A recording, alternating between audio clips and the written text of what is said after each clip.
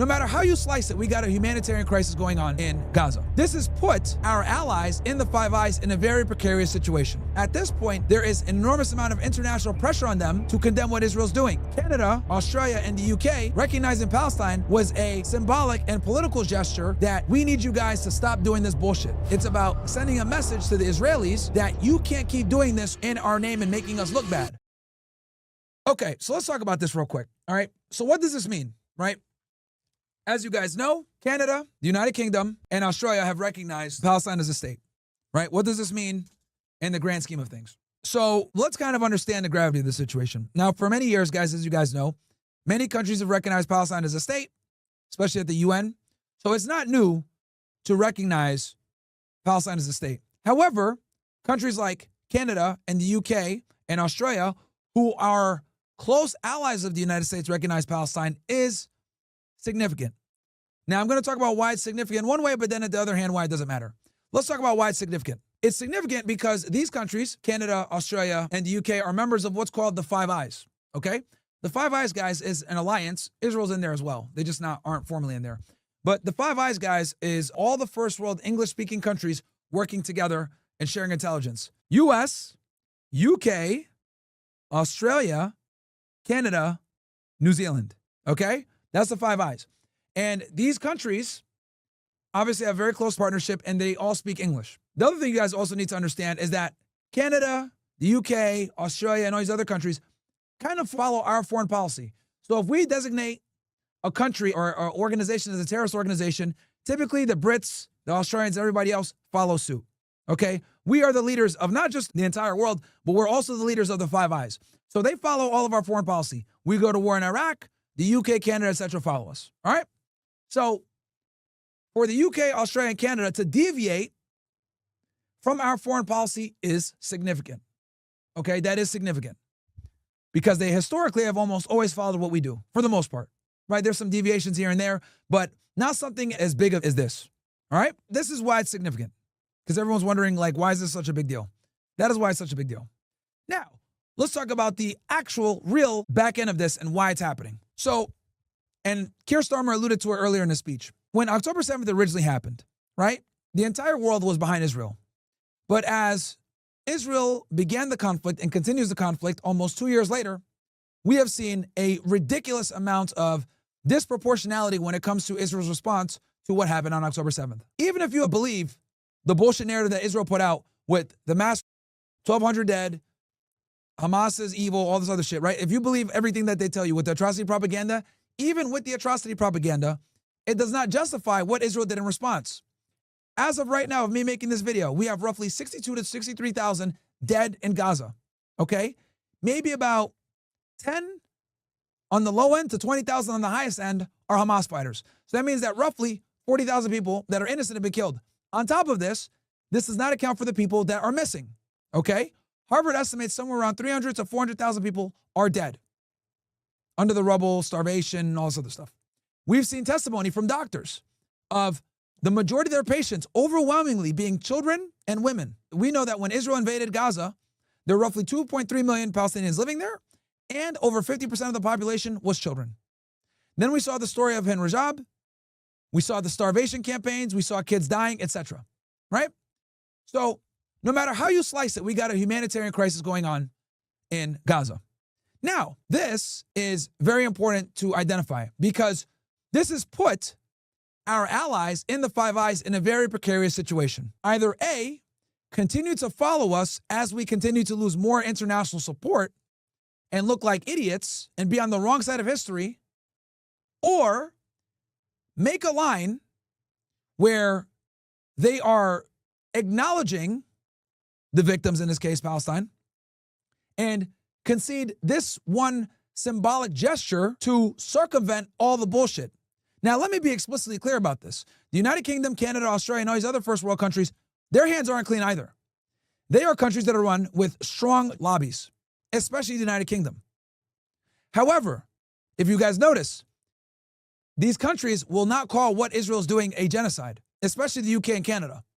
But they're recognizing Palestine because at this point, there is an enormous amount of international pressure on them to condemn what Israel's doing, especially with the starvation.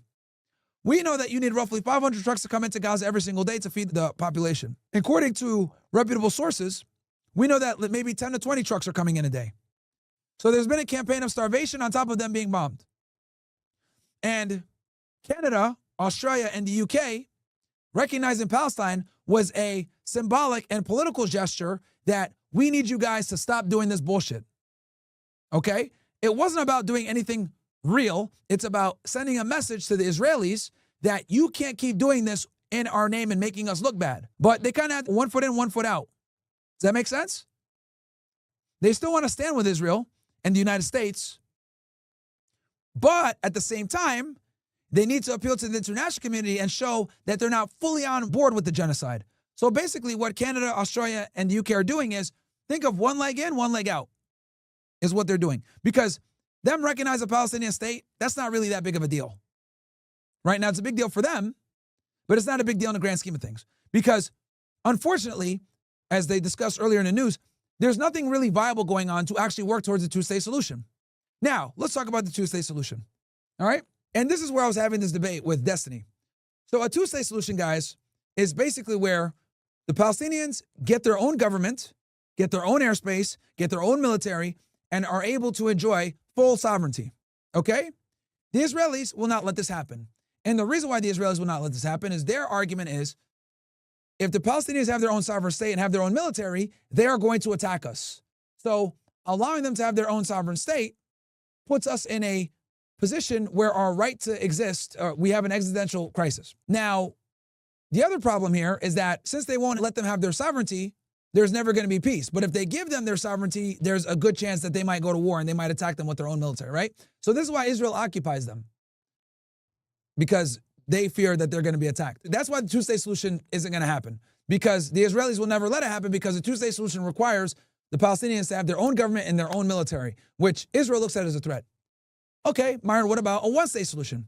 Well, the problem with the one-state solution is that they like to call Israel the Jewish state. In order to be called the Jewish state, they must have the majority. This is why only 2 million Palestinians live in Israel. Meanwhile, 8 to 9 million are Jewish. They understand that if they brought in all these Palestinians from Gaza and from the West Bank, they would lose the majority. And if they lose the majority, what's going to happen is they are going to eventually vote in Palestinian leaders, and the Jewish state is slowly going to turn into a mixed state, and that's not what they want, because they understand that as soon as they don't have the majority, they are going to lose favor. So this is why they also don't want to open up Israel to all the Palestinians. They're in a weird hypocritical stance here, because in their eyes, they say, look, we're the only democracy in the Middle East. But the funny part is that they're a democracy that also calls themselves the Jewish state. In order for them to be able to run the democracy that they want, they need to allow the Palestinians to come in and actually run a democracy. But that is antithetical to them being the Jewish state. Do you see where I'm going with this, chat? This is why I always laugh when Zionists tell me that Israel is the only democratic state in the Middle East. That is a bold-faced lie for two main reasons. Number one, they're an apartheid state. What does that mean? That means that they have a different set of laws and rules and regulations for one group of people than another. Palestinians have no ability to vote or have any type of choice in their government that is occupying them, aka the Israelis. And then on the other end, they call themselves a Jewish state. In order for them to be a Jewish state, that means they must stay a Jewish majority, which is completely antithetical to the democracy process. So that is why I always laugh when Zionists say that they're a democracy. They are not. They couldn't be further from it. They are actually a colonial, apartheid, ethno-supremacy state. That is what they really are. Now, they don't like when people say this, but that is what they are. Actions speak louder than words. They can call themselves a democracy all they want, but I just gave you guys two pieces of why they're not. So on the two-state solution, they will never allow the Palestinians to have full sovereignty because they look at them as an existential threat. But on the one-state solution, they'll never give Palestinians full right of citizenship and rights as equal citizens, because that would make them no longer the Jewish state, which requires them to be the majority. See the problem that we have here? So Australia, Canada, and the UK recognize the Palestinian state. They know this. They know that a two-state solution is improbable, despite the fact that Keir Starmer mentioned it. And they know that a one-state solution would never fly with Netanyahu. So this was political theater to send a message to Israel that you need to stop starving these guys and making us look bad. That's what this is really about. 1 foot in, 1 foot out. Another dirty secret that a lot of people don't know is the Brits actually helped the Israelis bomb Qatar. Did you guys know that? The UK was heavily involved in helping refuel the fighter jets. Because as you guys know, they had to use Jordanian airspace, maybe even some Syrian airspace, to get over to Qatar. And their jets don't have the ability to do that on their own. They're going to need a refueling to conduct that mission. Who will refuel them? The Brits. Now, obviously, this has been wiped from a lot of media sources, but the UK was actively involved in attacking Qatar. So once again, political theater. We're going to recognize the Palestinian state on one side, but we're also going to help you attack Hamas and a U.S. ally. That's where we are, chat. That is the two-state and the one-state solution, what they represent, and why getting either of them is fairly improbable, unfortunately, because the Israelis never wanted peace.